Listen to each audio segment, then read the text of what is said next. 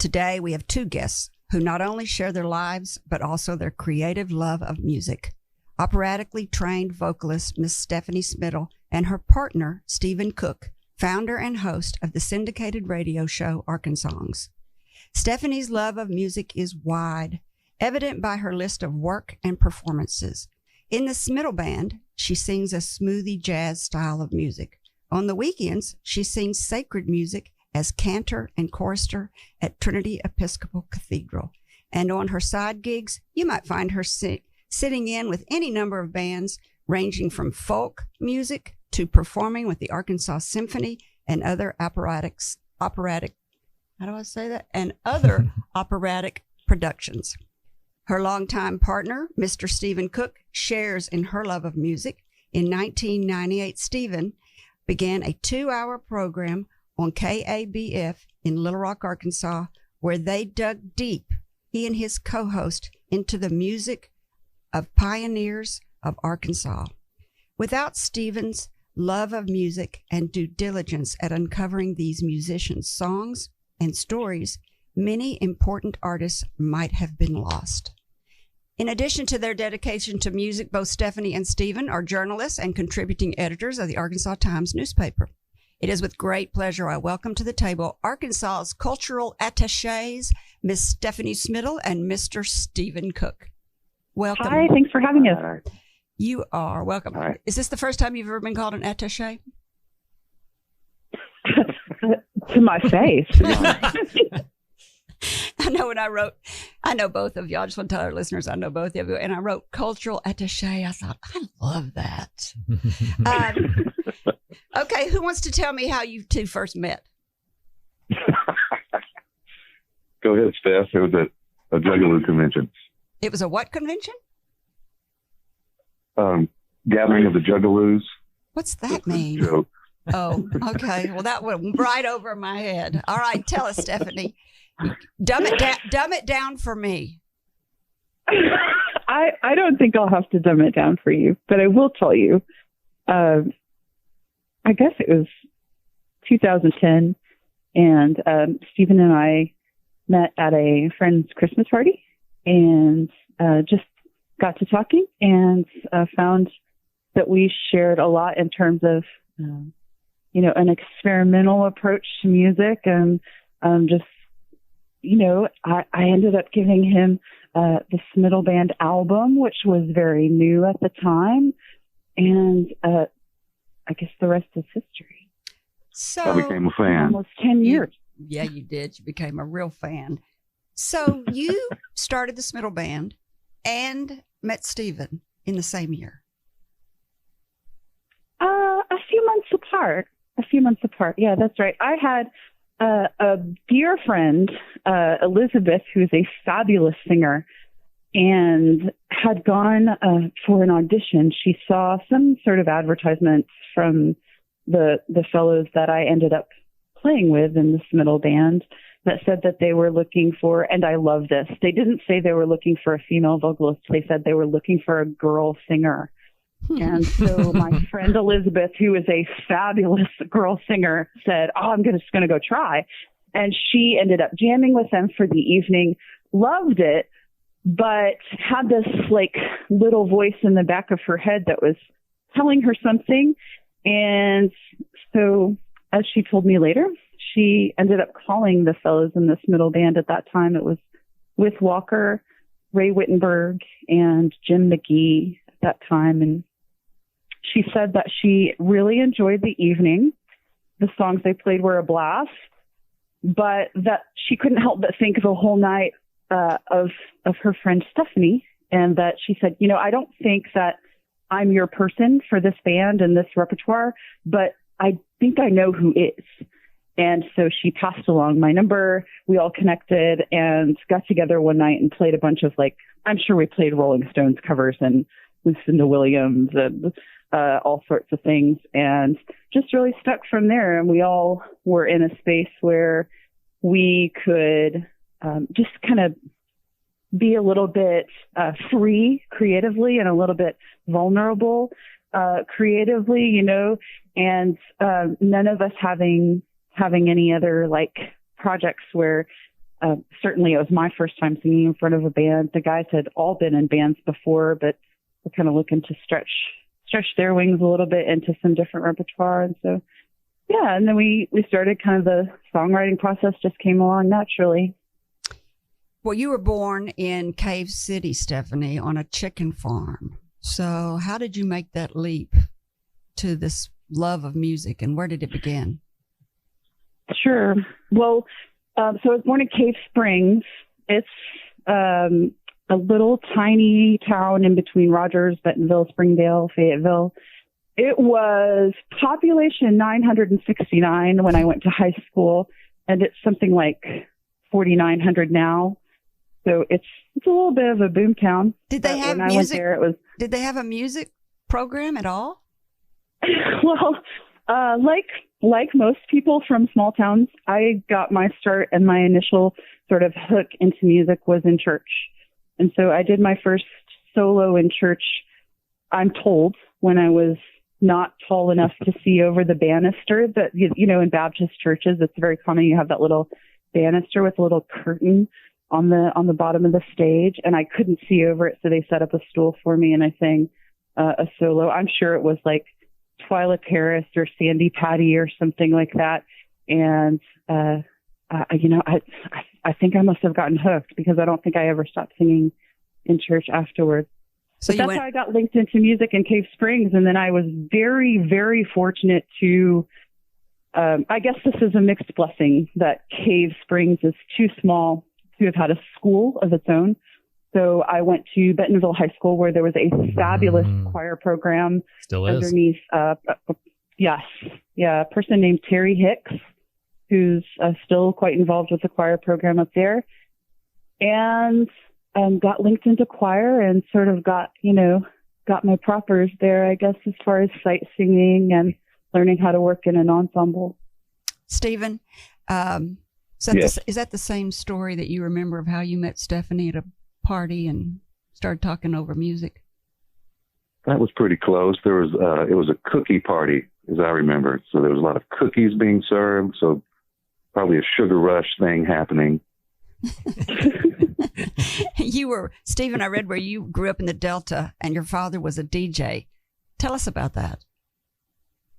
Well, I always thought it was weird. Stephanie and I, Arkansas is such a small state, but our experiences, growing up are quite different, because I was in, the big city. I was in Stuttgart, which was like, it was 13,000 people at the time, and it's grown smaller, of course, during that time, while Stephanie's hometown's gotten bigger. But I felt, I loved music and art. I thought I was going to grow up and be a syndicated cartoonist.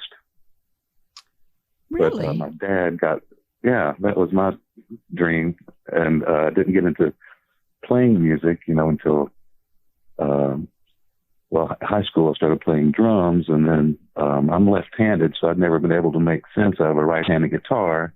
After I graduated college, my friend gave me a right-handed guitar that had been restrung left-handed, and so it was sort of like a door was opened up to me in terms of being able to play or to create my own music.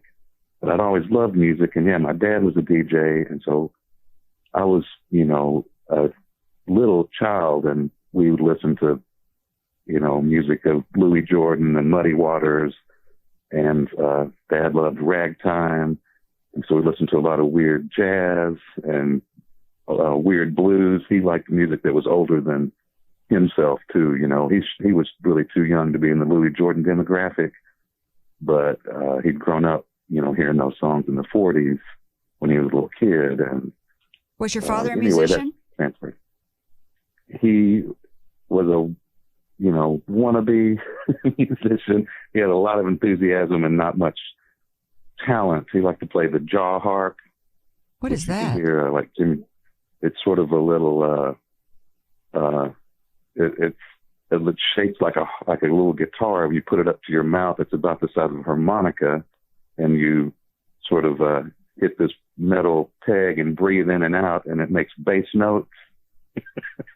He played jaw harp on my Arcopolis Excruciating Circumstances album, But yeah, he's the only person I've ever known that can play one of these. So I've seen him on TV, people doing it.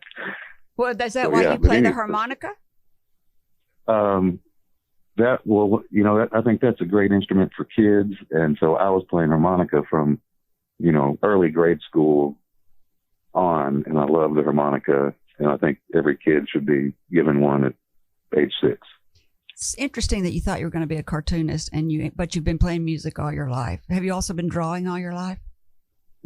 Actually, when I kind of got into music in high school and college, I sort of left that behind. So it's only been the past 2 years that I've really been embracing that again. And mostly it's just telling stories, but I love to draw along with it, but I love to have a narrative. And I've been doing cartoons on Ozark murder ballads lately. These are songs that are about, crime and retribution, and they were all sort of gathered in the Ozarks in, the 1950s and 40s by John Lomax and all these guys, sung by Granny Riddle and all these famous Ozark people. So I've been illustrating the murder ballads lately. I've read that about you. We're going to talk about that here in a minute. But you're both musicians, but you're both also journalists for the Arkansas Times. How did that come about? Were you both already journalists before you met, or did that come later? I'll jump in here because, Stephen has been a journalist for far longer than I, definitely for longer than I would. Yeah, for quite a while. So his writing for the Arkansas Times precedes my time at the Arkansas Times, and he's been a contributor for longer than I have been there. But I started in 2016 as the arts and entertainment editor there, and didn't really have anything on paper. I certainly don't have a journalism degree, but I had a great curiosity for it, and I loved to write. And you live with an editor, he can read all your stuff and edit it before you. You are only as good as your editor, right? Right. Right. So that is very helpful. It's very helpful. And we definitely have that. We definitely have that great luxury of being able to say, can you just look over this? So it's great to have that partnership. But I will say that when I jumped in to writing, that's pretty much what I had. I didn't have a resume that said I could do it. I just had written a few pieces, and I like to think that my editor at the Arkansas Times has a great talent for hiring. So here I am, and it's 2020, and I'm still loving it, and it's given me a chance to sort of delve into a lot of the music that's going on now, but also a lot of the music that I didn't know about that's from my own backyard. And some of that has undoubtedly come from living with a person who, for whom names like Louis Jordan are literally Sister Rosetta Tharpe, all those, you had a bunch of them. I saw Sufi Nude Squad, whoever heard of them. Sufi Nun Squad. Yeah, have you heard of them? Yeah. Wow. Well, I listen to Arkansas songs, Mom. There you go. Stephen, why did you study journalism and not music in college? Oh, well, I was never, Stephanie's the real musical talent. I'm just sort of a rhythm guy. So that was never a consideration. I almost studied arts, but writing was, it came a lot easier to me, and I'm pretty fast. And so, yeah, my background was that, and I went to Arkansas State and became I was a reporter around the state at different little newspapers, and I came to Little Rock in mid-90s and was you may remember this, Kerry, the editor of the former Little Rock Free Press. Oh, yeah. And that was a great introduction for me to, understand how creative the city is and all the artists and writers. It was really just, I had no idea. And it was really revelatory for me to, come to this city and get to really know all these people and all these musicians that were doing such great work. And at the time in the 90s, you know, there was such great, it seemed like Little Rock could have become the next Austin or something. There was just so much energy because of the Clinton years and all that. And we're still doing really great, and I'm glad we didn't become the next Austin.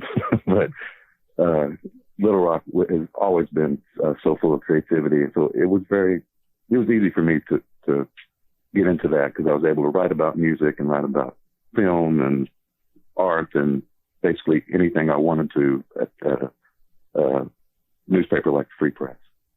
This is a great place to take a break. When we come back, we'll continue our conversation with Arkansas musicians, journalists, cultural advocates, Miss Stephanie Smittle and her partner and radio host of Arkansas Songs and host. Hold it, I'm reading that again. This is a great place to take a break. When we come back, we'll continue our conversation with Arkansas musicians, journalists, and cultural advocates, Miss Stephanie Smittle and her partner and radio host of Arkansas, Mr. Stephen Koch. Stay tuned. You're listening to Up in Your Business with Kerry McCoy, a production of flagandbanner.com. Over 40 years ago, with only $400, Kerry founded Arkansas Flag and Banner. During the last 4 decades, the business has grown and changed, along with Kerry's experience and leadership knowledge. In 1995, she launched the business website flagandbanner.com, became an early blogger in 2004, founded the nonprofit Friends of Dreamland Ballroom in 2009, began distributing a biannual publication called Brave Magazine in 2014, and today she's branched out into this very radio show, YouTube channel, and podcast, where each week you'll hear her engage in candid conversations with engaging persons. Stay informed about upcoming guests by subscribing to Up in Your Business with Kerry McCoy's YouTube channel. For updates of happenings on the busy Flag and Banner campus, like Dreamland Ballroom events, current Up in Your Business guests, sales at flagandbanner.com, relevant Brave magazine articles, or Kerry's weekly blog post, join our email list at flagandbanner.com and receive our Thursday, very popular, all-inclusive Water Cooler Weekly update. Telling American-made stories, selling American-made flags. Flagandbanner.com. Back to you, Kerry. Thank you. You're listening to Up in Your Business with me, Kerry McCoy, and I'm speaking today with Arkansas journalists, musicians, cultural influencers, and power couple Stephanie Smittle and Stephen Koch of the popular radio show Arkansas. Stephen, you do a lot of things. You have many creative outlets. You're an award-winning journalist in both broadcasting and print, the host of Arkansas, journalist for the Arkansas Times Magazine, and I think you've been published in many more places. You're a musician in your band Arkopolis. You're a cartoonist, and author of the 2014 biography book, Louis Jordan, Son of Arkansas, Father of R&B. And your latest endeavor is the involvement in a documentary film for PBS called Music in Arkansas Origins 200 BC through 1941. I think that's a very interesting title and date. But let's talk about Arkansas first. How did that come to be? And who was your co-host that you started with? Okay, let's see. This was late 90s, and Keith Merckx, who I attended Arkansas State with, he's also a journalist. He lives in Oklahoma now, but is still a producer of this program. He and I were co-hosts back on KBF, and it was really, Louis Jordan was kind of the catalyst for me to do a program like Arkansas. Plus, I had this great name, Arkansas. And when I was a kid, like I said, I was listening to Louis Jordan and like, wow, this guy's cool because it's great music for kids. And as I got older, I wondered, what sort of legacy was going on in his hometown of Brinkley. And, when I was a child, I would imagine there was a big statue of Louis Jordan, and there, of course, was nothing for this guy who had 50 top 10 hits and influenced Ray Charles and B.B. King and Chuck Berry, all the people we consider the influences of American popular music today. They all were influenced by Louis Jordan. And so I started wondering, if this guy's fallen through the cracks, who else is out there that is, putting down some really groundbreaking music that's from the state. And as a journalist, I did a I don't know how many part series, of Arkansas musicians that I was able to dig up, in different genres. And I had that, and it was sort of a template for all the artists that we could play on a radio program. And in around 2002, Keith had left the state, and so I don't know if you guys remember Ron Breeding, well-known radio journalist of the era, and Ben Fry. They asked me to come over to KUAR and reformatted the show to be pre-recorded and to be sort of a segment to fit into public radio day parts. And from there, I've been able to get the show syndicated on all the public radio stations in the state, KUHS in Hot Springs, which is a community radio station, solar-powered, the only solar-powered station in the state, second in the country. Wow. And also KFFA, which is a commercial station, Peabody Award winner in Helena. It's, launched King Biscuit Time, a famous radio station. But anyway, got there and down in El Dorado and over in stations in Louisiana and in East Texas. So the program's been, something that I'm very proud of and very passionate about. And I'm very glad that people get a chance to hear it, around the state and even elsewhere. I'm flattered that someone in Texas would ever think to listen to Arkansas songs. You know what I mean? Mm-hmm. I read where you made a quote. You said a quote that says, "You don't have to be dead to be on Arkansas songs, but it helps." Yeah, that's, maybe taking it a little far. In the early days, I did try to do, I don't want anyone to die. But, you don't have to be dead to be on the show, but it does help. Oh, God. I really like there to be a arc, a story arc, that something happened with someone. And I found that, like, when I tried to do, a program on a local popular band, it would quickly go out of date as well, whether it would break up or something would happen. And also there were so many unsung heroes of Arkansas music that had passed away and had been from,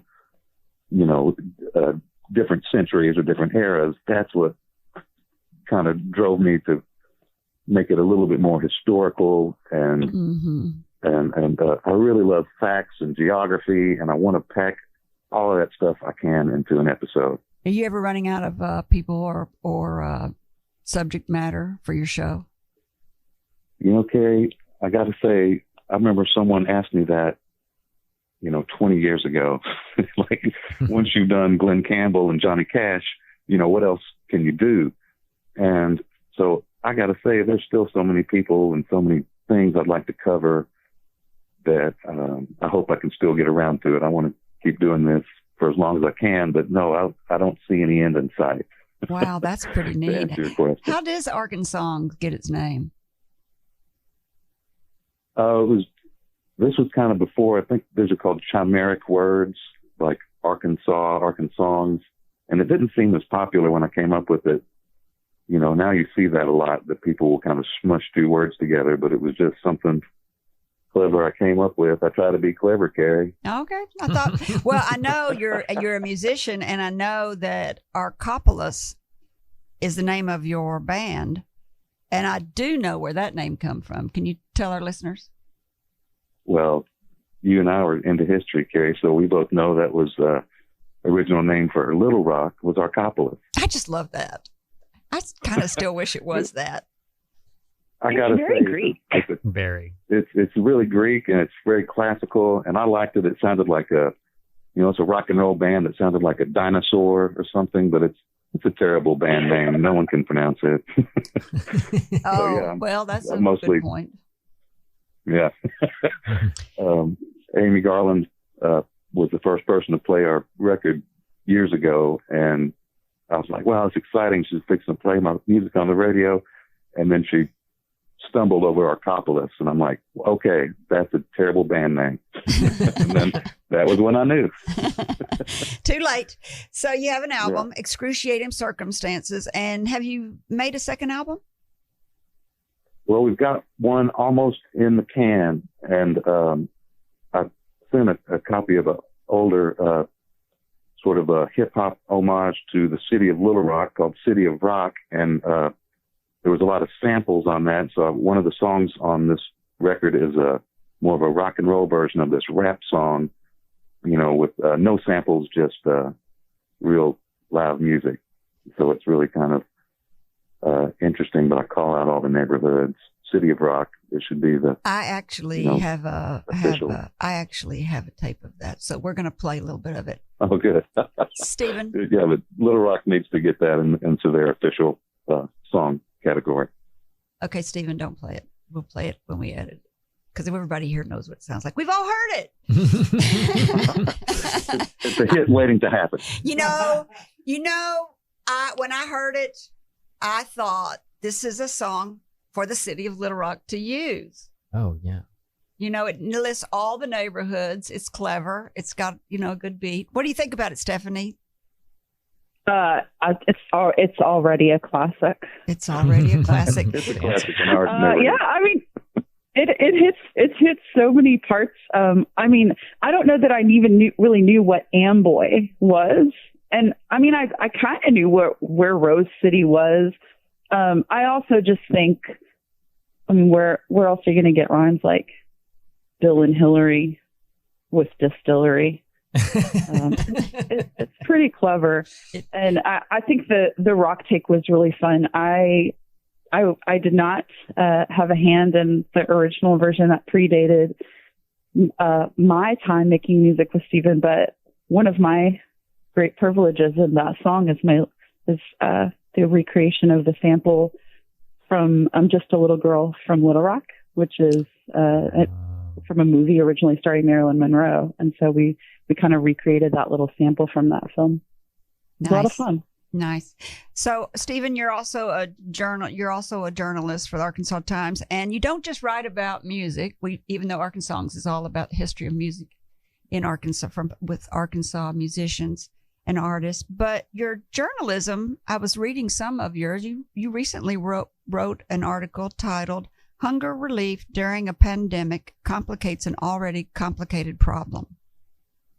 So you don't just write about music. No, and there's obviously some real serious things going on right now that it's great to sort of fall back into music and not think about the realities of the pandemic right now.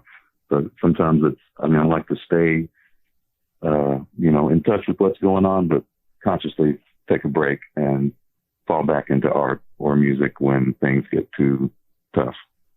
So we talked a little bit about your love of Louis Jordan, and you wrote a biography in 2014, a book titled Louis Jordan, Son of Arkansas, Father of R&B. And I think you may have had a play called Jump. Right, a musical on Louis Jordan. So Cliff Fannin Baker, beloved Cliff Baker, directed that, and I learned so much from him. And are you working on any novels right now? I have a book almost done that I don't want to talk about the topic of yet. Oh, nice. Ooh, secret. And, just because it's that great. No, I was, trying to keep that under wraps. And I had, for several years, I've been trying to get a musical based on the life of Sister Rosetta Tharpe off the ground. After I did the Louis Jordan thing, and it was really so much fun, and Cliff was so great, and we had a full band, and it was held out at Wildwood Park, and it sold out, and I was like, okay, this is what I do. I guess I write musicals now. And so I wrote one on Rosetta, and it's apparently actually very difficult to get plays staged. It was so easy the first time, and so I've had trouble with that, and then Rosetta actually it seemed like a little more popular in the intervening years. She got inducted into the Rock and Roll Hall of Fame. And do you think that's because of you at all? You think no. You think it's because you brought a lot of attention to her? Oh, I would never ever think that. she did what she did, and, and that stands alone. But were able to get, a highway named after her and cotton plants. There was a project I was involved with State Representative Chris Ritchie that we got a highway named after Louis Jordan, and a highway named after Levon Helm, and a highway named after Johnny Cash, and a highway named after Rosetta Tharpe 3 years ago. So what do you want your legacy to be? I like that. I mean, that great introduction that you gave at the beginning of the show, I would aspire to, be that person that made all these Arkansas greats well known to Arkansas's own people. I think you're accomplishing that very well. You've got a new thing coming up, and then we're going to take another break. Quickly, the latest project you're working on is Music in Arkansas, and the Music in Arkansas Origins. And the name, the years you put down here, interesting at the end of this title, 200 BC to 1941. What does that mean? Well, it's really amazing. I hope you can see this when it's aired on Arkansas PBS earlier this month, and there's a shelter-in-place film festival it's part of in May, and it really shows how integral the state of Arkansas is to the development of music in the hemisphere, not just in the United States.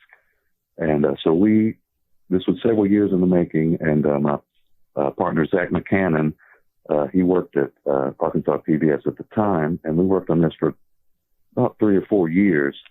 We went to Oklahoma, but we tracked the music of the Quapaw and the Osage. And so a lot of the first part is about, we kind of begin at the LaSalle expedition of 1682.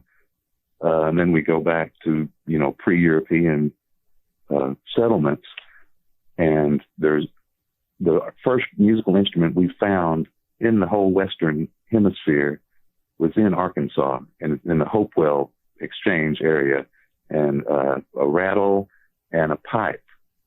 And we don't, of course, know if they use this in a musical sense or in the sense that we know music, but these are musical instruments, and they were found in Arkansas, and it's the earliest known instruments in the whole area. Wow. So it began in Arkansas.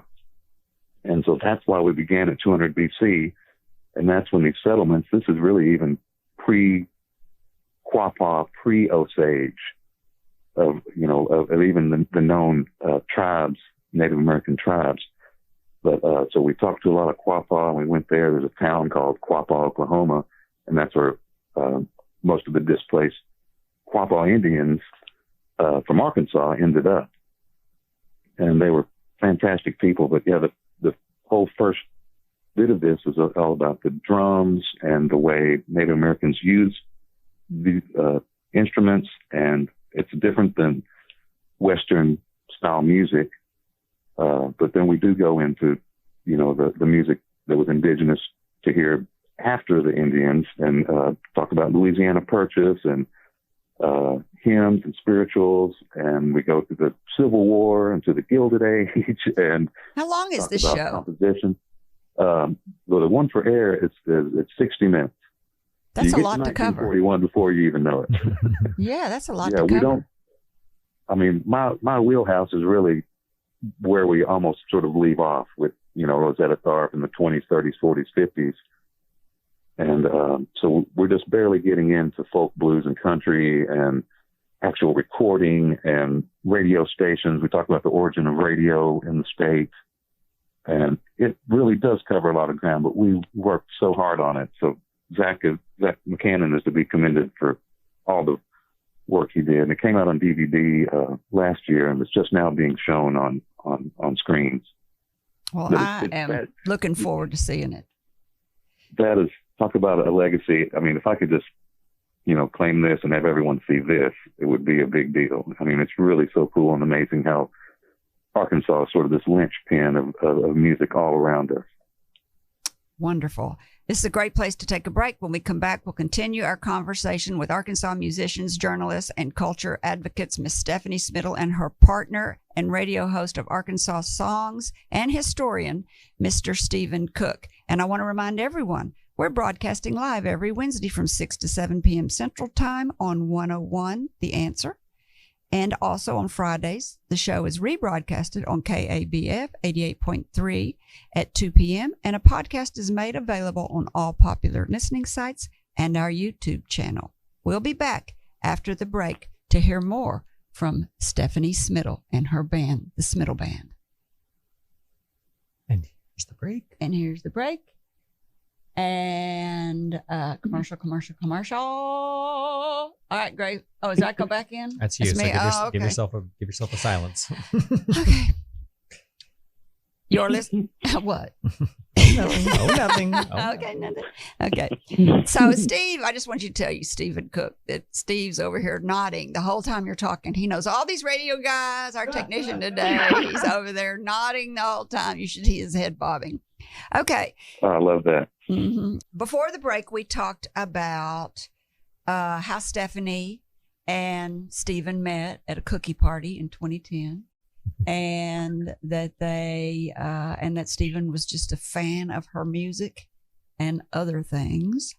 And that then Stephanie joined the Arkansas Times, even though she had not been a trained journalist, she was a trained vocalist.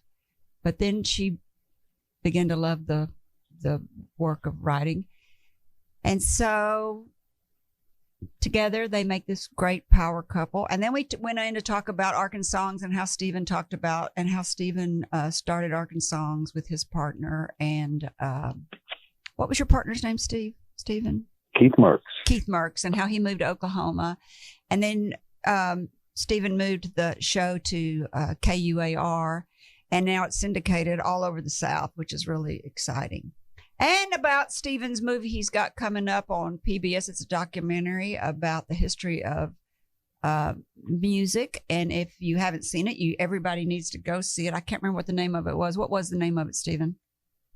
Hey, Kerry, it's called Music in Arkansas Origins, 200 BC to 1941 AD. Yeah, and that's a big spread. So everybody, it's available. Everybody needs to go see it on PBS or wherever you like to watch your movies. And now I'd like to talk to Stephanie a little bit about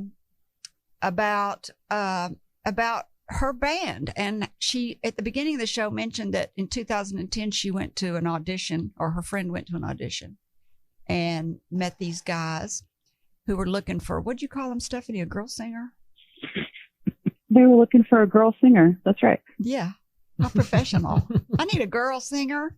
And anyway, her friend thought that Stephanie would be perfect for it. So tell us about the day you went in and met these guys who were looking for the girl singer. Sure. Well, so at the time we were jamming, and it was truly jamming, by the way, very unstructured. It was the first situation I think I was in musically where we could easily play for 4 hours, and you'd look at the clock and it felt like 20 minutes had gone by. And despite the fact that I was by far the youngest person in the room, I found that pretty quickly that we had a lot of musical affinities in common. I grew up listening to the Beatles, and so we found some common ground there. And I think, like a lot of ensembles, before you can get to the point where you're writing and creating new material together, it helps to kind of find the ground that you both can meet on. And so that was the ground where we could both meet on, is things like Lucinda Williams and the Beatles, and even some old soul stuff, Etta James. And so we started sort of creating out of that. We put out an album called Bright Street in 2010, which is a take on the street that I grew up on in Cave Springs. And then a couple of years later, I met a fabulous musician named John Davies. And John Davies plays bass in in Earl and Them, which is a takeoff of the popular blues rock band, the Kate Brothers, who you may know. He's a fabulous bass player. But what I also discovered in becoming friends with him is that he's not just a bass player. He really has a knack for sort of producing and experimenting with sounds. So we went into Wolfman Studios, which is a long-standing sort of staple of the Little Rock recording scene run by Jason Tedford. And we created an album called Tales from Tattletown, which I always called it like hymns and sort of fairy tale feel. It's by no means a cohesive album. It feels to me a little bit like each track you're sort of flipping the radio channel to a different radio station. But it was very fun to make, and certainly taught me a lot about sort of the recording process in and of itself. And I'm incredibly grateful to John Davies for sort of stretching our limits in the studio there. I mean, we had everything from, we used a megaphone, we used a toy piano, we got a small choir together. It was a lot of fun, and some toy piano. Yeah.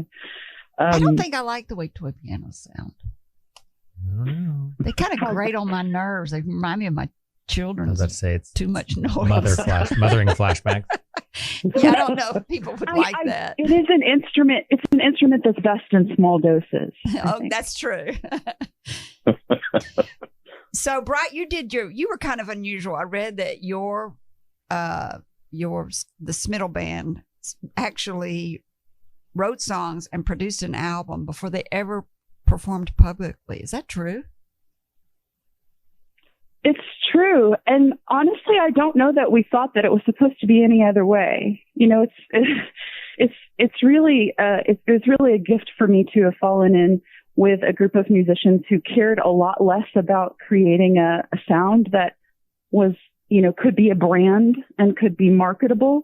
And they cared a lot more about being whatever was coming to them musically at the moment. And I understand the need for bands to sort of develop an identity and develop a cohesive sound. It certainly wasn't where any of us were at. It was, you know, we might have been flailing, but we were flailing wildly and creatively, and I am very grateful for that. But yeah, it was actually a great experience. By the time we started playing in front of anyone, we had jammed together for so long that we had a lot of flexibility. So we could respond if there were people, you know, getting into the music and dancing. You take it around another time, and it certainly taught me a lot about stagecraft, a lot of which was honed at a bygone spot called the Afterthought, which was up in Hillcrest on the corner of Kavanaugh and Beechwood. And although I hear the nostalgia in your sighs, I really do, and I feel it, and I have that nostalgia too. But I will also say that as much as we miss that vibe at the Afterthought and the jazz, it's still out there. It's just spread out. There are all these little great jazz projects all over the city. Jazz at the Joint over in North Little Rock is fabulous. There is a free Jazz in the Park series every summer at Riverfront Park. So it's out there and to be found. So while I share your nostalgia for the Afterthought, you know, it's sort of cropped up in all of these other places. And South on Main. We need to move on. Look a little harder. And South on Main. Sure. Yeah. South on Main. Absolutely. Your music has been called by the Arkansas Democrat Gazette jazzy Americana, and another review called it genre hopping. What do you call it? I think genre hopping is fair. I have a questionable habit of saying yes to a lot of different styles of music, and I'm maybe comfortable being a chameleon in that way. It doesn't make sense to me that one, if your voice can have different colors, then I think it's okay to explore those different colors, and I think it's okay to sort of find where they might fit. You know, the style of singing that I use when I'm doing sacred chant with Grady at Trinity Episcopal and creating these lovely, like, 16th century, like, polyphonic works is a very different style than I would use when I'm singing with the klezmer band. But both styles feel like me. Both of those voices feel like me. And so, I'm just going to tell some people some of the, you were really right on when you say that you're a chameleon, because some of the bands I've read that you sang with, Southern Sludge Metal and Iron Tongue, folk music and Meshuggah band, sacred music, as you just mentioned, cantor and chorister at the Trinity Episcopal Cathedral in Christchurch, featured soloist at the Arkansas Symphony Orchestra. That's a big variety. And if anybody wants to, I mean, very big. One of the clips that you sent me, a YouTube video you sent me that I really enjoyed, you sent me two of them. One of them was Funny How the Money. And I thought it really showed how soft and delicate your voice could be, and also how strong it could be in that song.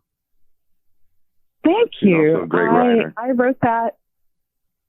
Oh. Well, thank you, Stephen. I am actually sitting in the very same chair in the very same spot that I wrote that song in right now. I remember it.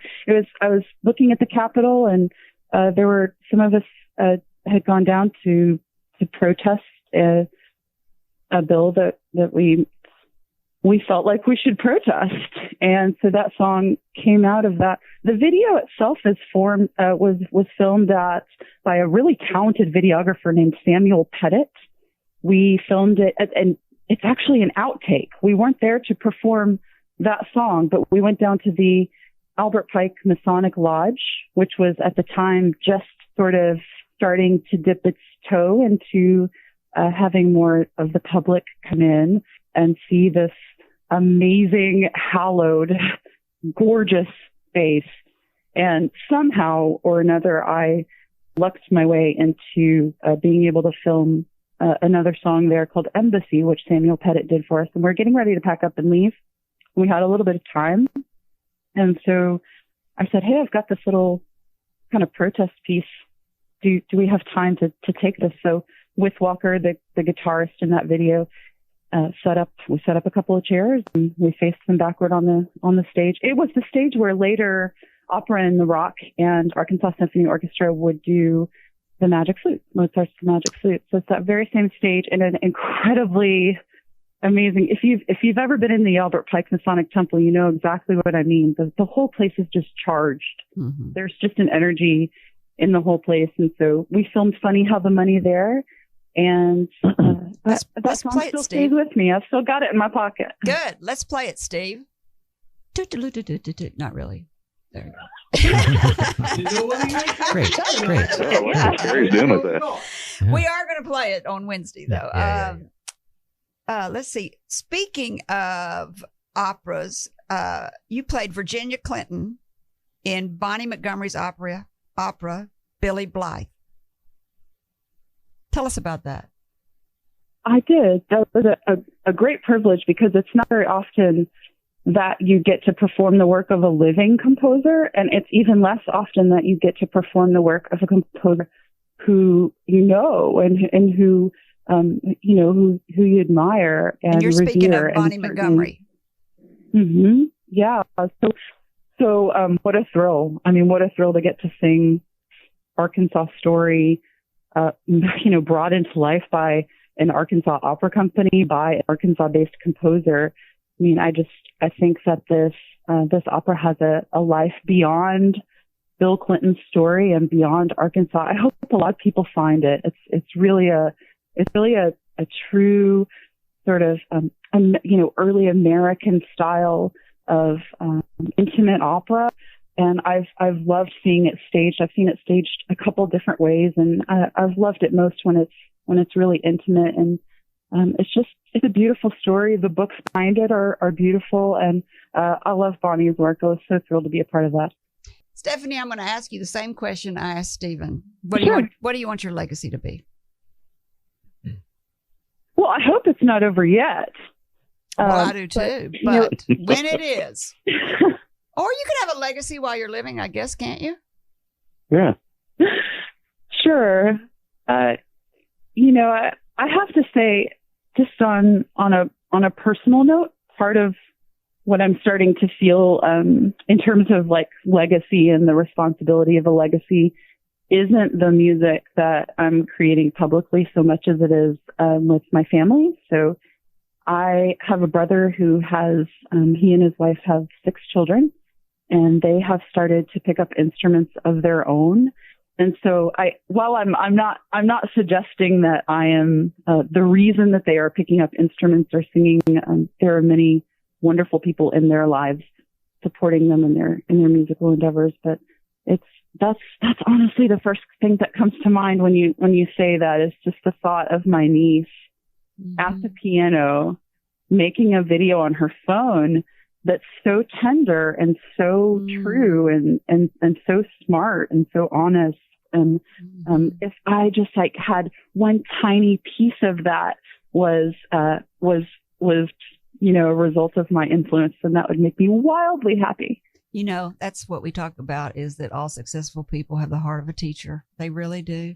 This is a great place to take a break. When we come back, we'll continue our conversation with Arkansas musicians, journalists, and culture advocates, Miss Stephanie Smittle, and her partner and radio host of Arkansas, Mr. Stephen Koch. We'll be back after the break. Oh, did I wait long enough for she can cut that out? Yes. All right, here we come back. You're listening to Up in Your Business with me, Kerry McCoy. I'm speaking today with Arkansas journalist, musician, and power couple Stephanie Smittle and Stephen Koch of the popular radio show Arkansas. Let's talk about some of the music legends of Arkansas, some of the people that influenced both of you musicians. We've talked a lot about Louis Jordan and how his work influenced James Brown, Chuck Berry, and Ray Charles. And we've talked about Cliff Baker and the musical at Wildwood called Jump that Stephen was involved in. And we've talked a little bit about Rosetta Tharpe, but we haven't talked about Levon Helm. He was in the band. He died not very long ago, and I think Kevin Cressy made a bust of him, a bronze bust.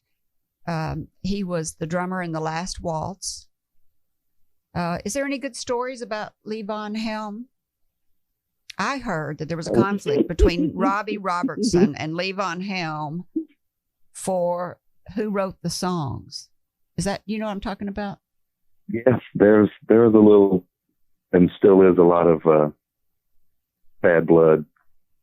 But I will say I got the privilege of knowing Levon, and I remember, we talked about, he mentioned sort of that in his autobiography, and he was not a bitter guy. I'll put it that way. He was a dude that loved life, and they say don't meet your heroes, but I met him and got to know him, and he was a fantastic guy. And so you guys talk about legacy. He left not such a great musical legacy, but a legacy of kindness and generosity towards people. And he's justifiably well loved in Arkansas. And someone I've been kind of studying on for some future episodes of Arkansas is his mentor.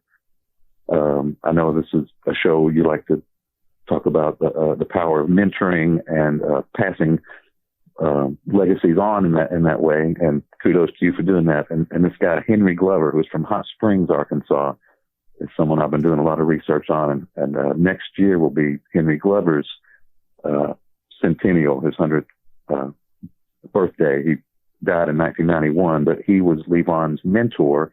He was a great songwriter and producer in the 40s, and he was the first guy to record Levon and the Hawks in the early 60s and late 50s. And he wrote the song California Sun. He wrote Drowning My Own Tears. He produced the original version of The Twist. He produced the original version of Fever. He was a great behind-the-scenes person, but he was Levon's mentor, and he's someone I've been kind of studying up on, and I've found his daughter is still alive, and we're hoping to bring her to Hot Springs next year for the big centennial celebration and play a bunch of Henry Glover songs and tie in Levon Helm, of course. Conway Twitty, of course, everybody knows. Glenn Campbell, Al Green, Johnny Cash. But this was one I saw in your bio. Cult leader Tony Alamos did a stint as a musician. Where did you find that? I don't know. Tony Alamo. Tony Alamo. Tony Alamo. Oh, that guy. That he had the Cult in Alma, but he was also very interested in music, and I can't believe Ron Breeding's coming up again, but Ron Breeding did an interview with Tony Alamo in maybe the 80s, and rather than discussing his cult, he discussed his interest in music, and he claimed to have Beatles tapes, like unheard Beatles songs. I mean, all that was not true, but what was true was that he recorded music. I mean, I have some of his records. And so that to me is like a great Arkansas story. He was obviously a repellent man, but the fact that he recorded music makes it very interesting for an Arkansans episode. And that I kind of like to do like this, the Rolling Stones Arrested Fordyce, or there's songs about the Falk Monster. I like to really, it doesn't have to just be sort of a profile on a musician. There's so many great Arkansas stories and people that maybe weren't even musicians at all that sort of figure into really cool stories, like Tony Alamo. So you're no one's idea of a musician. Yeah, was he any good? Just before we move on, was he any good? What did he play? No. He sang. He may have played stuff. But I mean, to me, that could still be even if it's bad. It's interesting. My radio show is only 7.5 minutes long. I should say, it's just a segment. So even if it's someone that's bad, it can still be an interesting story, something fun to listen to. So I didn't realize that the Rolling Stones were arrested in Arkansas. Yeah, we should try listening to Arkansas sometime, Kerry. Yeah, I think that's how I learned about that, actually. Oh, really? Yeah. And then what was the other thing you just said? You said along with that?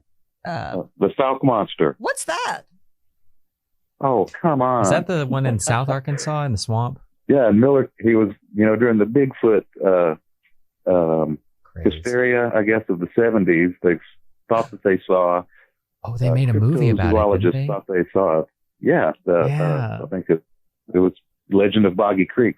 Oh, yes. This was all in Miller County, but yeah, the Falk Monster.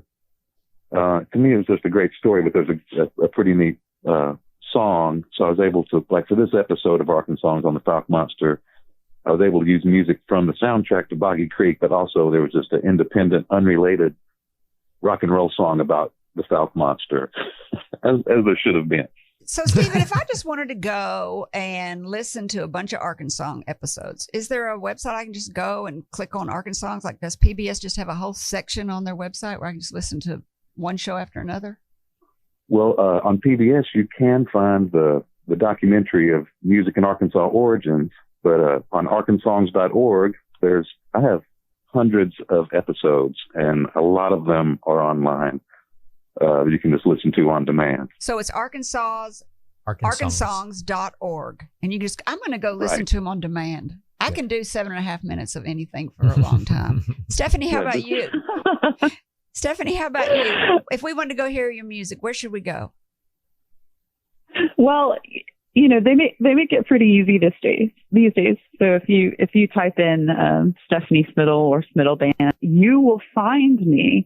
A great place to find what I'm working on and doing is just to follow me on Instagram. I'm just at Stephanie Smittle, and also on Facebook, just under Stephanie Smittle. And I promise, I solemnly swear, I'll keep you in the loop and let you know what I'm up to.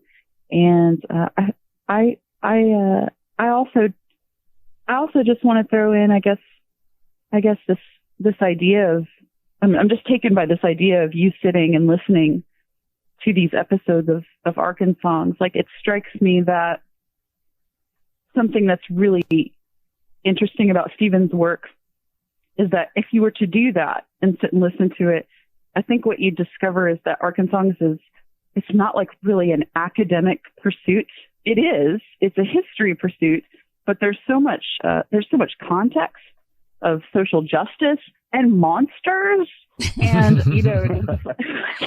obscure Arkansas towns and the stories that come out of them. And so as you're speaking about that, I'm just enjoying the idea of Arkansongs being a pursuit that, it's not like reading an encyclopedia. For me, it jumps off the page a little bit. And these are not musicians that I feel like we in our household just see their names on paper. Like, these are the sounds that fill our house and our shelves of records and CDs. And so I really love that. That's wonderful. Very nicely said. I have listened to some of your episodes, and I have to say, Stephen, some of the songs are recorded mono, not stereo. Oh, aren't they? Because they're so old. Well, most of them actually. So it's harder to listen to than stereo music. You go to listen to Scott Joplin, it's ragtime recorded. I have a good time listening to it. I know. So I think that there is something to that. Me neither. I always enjoy it myself. Well, it's like those old record store guys enjoying listening to vinyl. Yeah. Mm-hmm. Yeah. Just a matter of taste. Mm-hmm. Mm-hmm. I like the pops and scratches, and if I have something like that on the show, that means that it's a really rare piece of audio. Otherwise, I would have found a better version.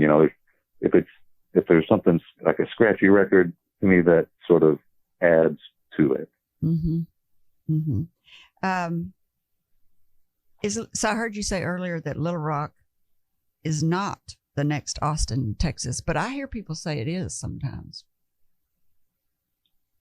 Well, I think that just has become sort of a loaded term. Austin's not Austin anymore, anyway.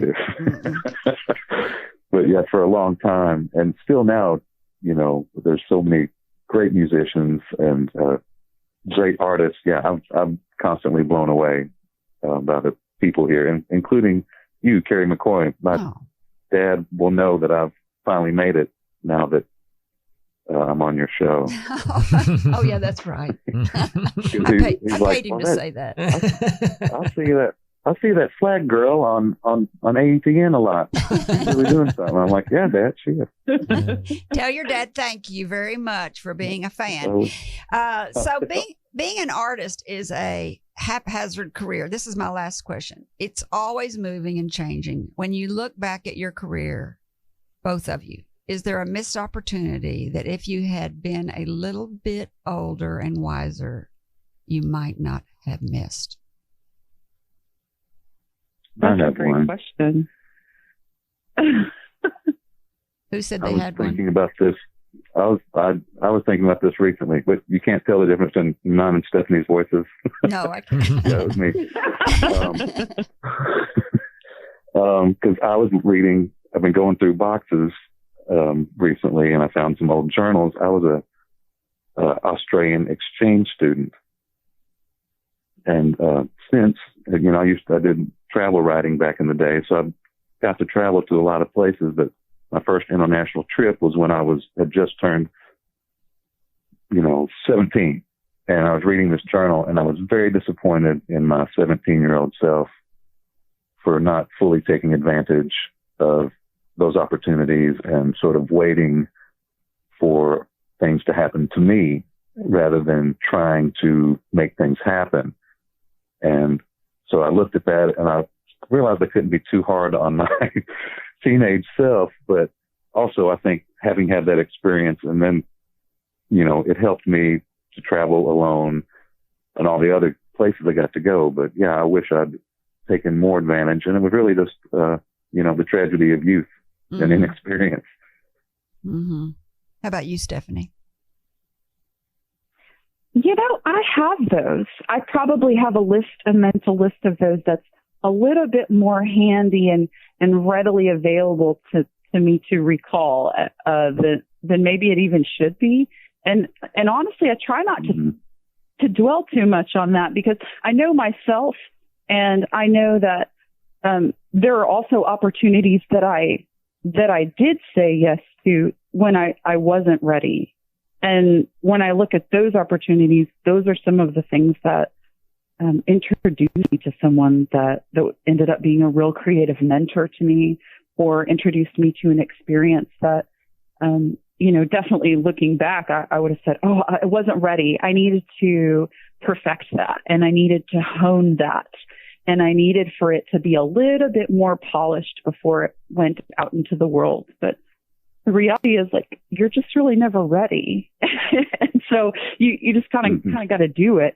At least for myself, I have to fight the tendency to hold on to a song, for example, until I think it's ready. Because if we're waiting until I think it's ready, we're going to be waiting too long, right? Mm-hmm. And I think there's a power in being vulnerable, and there's a power in saying yes to things that you might not feel like you are equipped with all the tools to do, because honestly, like, some of the times you just develop those tools on the fly in the moment.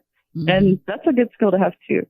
I think that the last question is, any advice for budding artists you might be listening? And that may be the advice. Mm-hmm. It's true, because she's a perfectionist. Stephanie's a perfectionist. And she's lucky that perfection comes easy to her more than the rest of us. But that willingness to take risks. Yes.